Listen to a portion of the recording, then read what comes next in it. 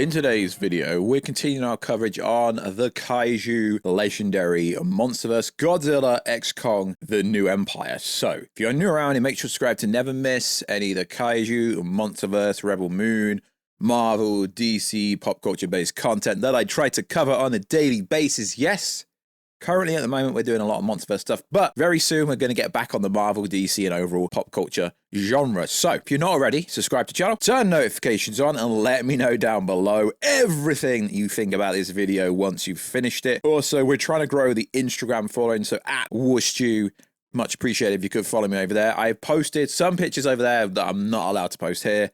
And also if you could follow us on Twitter, WarstuG. Right, let's get into it. So what I'm going to do in this video is we're going to clear up a little bit of confusion from the last video we had, because I had the person reach out to me whose information I actually went over, and he's given a lot more context and a lot of missing pieces to the actual post. So it's a similar video to last video, but a lot more context. So when I say I read the comments, I really do read the comments. So I just want to address something I find funny in the comments. So Godzilla is the top G. He's the king of the monsters. He's gone one-on-one with everybody. So in the last video that got over 700 comments, y'all lose your because it seems like Kong is going to get his ass handed to him by Godzilla. Of course, Godzilla would absolutely nuke Kong in a real fight. And this is where the MonsterVerse gets a little bit of hate, which I don't understand. So because of Godzilla -1 being much more serious and the MonsterVerse being seen as a little bit childish, I don't understand why people think the MonsterVerse is childish. Literally, we've had Ghidorah, we've had Rodan, we've had Mothra, we've had Mecha Godzilla, and even some person in the comment, it's like, you do realize Mecha Godzilla was made by humans. It's literally called Mechanical Godzilla. I really do like the comment section, but I almost feel like -1 is going to bring a lot of hate onto Godzilla X Kong, The New Empire. But realistically, if you've seen -1, it isn't that savage. I mean, sure, it's savage, but you don't really get much more Godzilla than you do in a MonsterVerse movie. There's just the characters, the human beings are written a lot better. So if there's only going to be any criticism for Godzilla X Kong, The New Empire when it officially comes out, if the human side of the story isn't written much better than, say, Godzilla vs. Kong, which I really liked, and King of the Monsters, so on and so forth, then maybe the movie will get criticized for the human side stuff. But even though I really like Godzilla -1, I don't really care for the human side of the movie unless it's very good. I really just want to see monsters smash the living into each other. So let's go over this post. So careful spoilers. I don't know if this is real or not, but I just find it interesting. I see this more as fan fiction, because even though the dude claims he's, got all this information, it could all be fake news. So basically, he reached out to me and said that he wanted to clear up because there was some misunderstandings in the video I made, and the post basically went viral everywhere. So let's go over what he actually says. The movie is set after the events of Godzilla vs. Kong. Humanity is now more embracing towards Godzilla and how he chooses to handle the Titans. Well, he's the king of the freaking monsters. And obviously, if you've been watching Monarch Legacy of the Monsters, you'd also see that is going to slide into the DMs, because in the last episode there in 2015, it's going to slide and have more kind of crossover with the MonsterVerse, which is really cool stuff. And hopefully we do get season 2.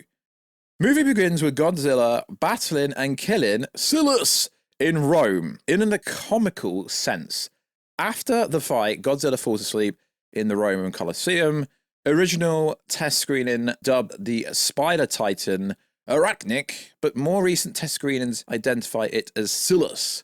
So there was some comments, see, I do read the comments, where people are like, yo, what's the point of Godzilla killing these other creatures and other monsters? He's literally the king of the Titans. There is so many Titans and creatures in Hollow Earth and around the world that they will introduce some, they will literally make some up.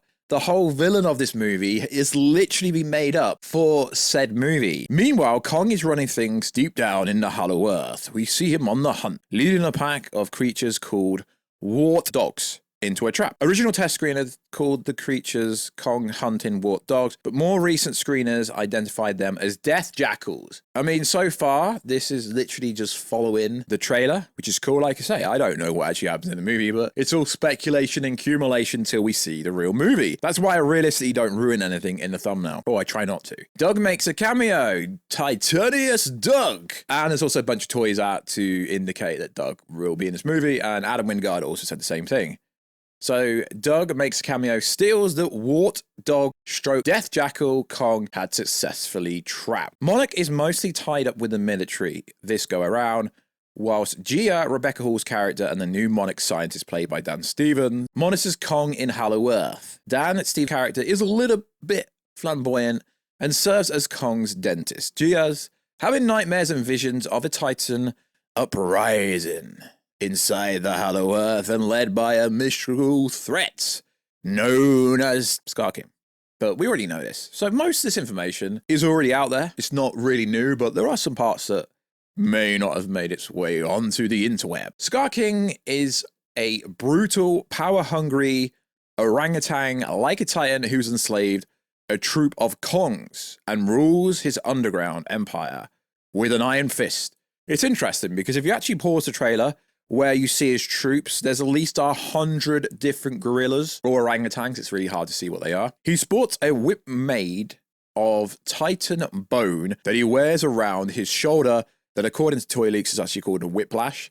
Like a bullet chain at the tip of his whip is a crystal that he can control his secret weapon that he plans to unleash on the surface world. Now, I think this is a huge plot hole because if he can control Shimo, and that was another controversial subject online over the last couple of days, is according to Toy Leaks and information going around, Shimo's actually a girl. Now, Shimo's also a Titan, so I don't really think that makes any difference. Just because she's a girl, she's also a freaking Titan. And some comments were kind of funny when they were saying that makes her less of a villain because she's a female. They're literally monsters. A particular ancient Titan called Shimo, capable of causing a new ice age, which is interesting because we don't really know if that's true. It's just information. Shimo is a huge reptile-like Titan that somewhat resembles a bearded dragon. It has ice abilities. Blue ice crystals that align its head and back. Skarking rides it into battle. We've seen an image of this. There's actually an image on my Instagram if you go to the random folder. Earlier test screenings referred to Shimo as a male and the father of all Titans, but more recent test screening indicates that Shimo is a female. Kong inadvertently frees Skarking from Hollow Earth imprisonment. I really want to know how, and meet a small juvenile ape Titan called Suko. Suko, alongside a group of apes, jump Kong, but Kong grabs Suko and uses him as a bullet weapon to fight off the apes. Kong and Skarking face off, where Kong's defeated and loses his axe and his arm, frozen bitten by Shimo. Okay, I mean, it would make sense. I don't know if that's why he gets this new beast armor, but it would make sense. Skarking's got to, try and be the main alpha, so that would make a lot of sense. Suko later gets caught in one of Kong's traps and is left behind the rest of Skarking's troops. We learn that Suko is not as aggressive as Skarking, and he and Kong begin to bond. Up on the surface world, Godzilla senses the disturbance going on in Hollow Earth and begins preparing for war. How would a Titan prepare for war? And he's supercharging on a French power plant. He then travels to Greenland and fights off and kills Tiamat in an underwater battle and uses his lair to evolve into Super Saiyan Rose. I think the implication is that some of her energy disparates into the surroundings, which is why Godzilla looks purple and pink, just a guess. An ancient tribe of Iwis revealed to have survived deep in Hollow Earth the foresees of Skarking's return. So they used Gia to summon Mothra, who's also a female, whom they discover in an underground Iwi temple guarded by weapons. Skarking leads his troops to the Iwi's home in an attempt to find a way to the surface. After receiving medical attention for his arm in the form of an atomic brace, Kong resurfaces in Cairo, where he calls out Godzilla for help. Sensing Kong, Godzilla awakens from his status, now evolved and rippling into atomic breath, and angrily makes a beeline to Kong. Upon seeing him, attacks him without hesitation. Kong attempts to reason with Godzilla, but he refuses to listen, and eventually pins him down to the ground again before Godzilla can finish Kong off. Now, this part in the last video I went over caused a little bit of controversy. People are like, why are they going to fight again? Because they are freaking Titans. They are trying to be the alpha. It would not make sense if they didn't fight. And 10 out of 10 times, Godzilla would freaking own Kong. I know people hate to hear that, but Kong stands literally no chance against Godzilla ever. But then Mothra arrives and diffuses the situation through her intervention. She convinces Godzilla and Kong to work together. Godzilla and Kong travel back down to the Hollow Earth to face off against Scar King. Mothra plays a supporting role in the final battle. She keeps Scar King ape troop at bay while Godzilla and Kong battle Scar King stroke Shimu. Iwi activates a device that manipulates gravity, leading to a sequence where Godzilla and Kong, Mothra and Suku battle the army in a zero gravity. Most of Scar King's army of apes are taken out by Mothra and Suku, whilst Kong and Godzilla focus on the two heavy hitters. The gravity reactivates and Godzilla, Kong, Scar King, Shimo fall through a portal that drops them in Rio de Janeiro, where the rest of the battle takes place. Now, also, there's a scene where you see Godzilla and Kong running together, and a lot of people say that's like a really...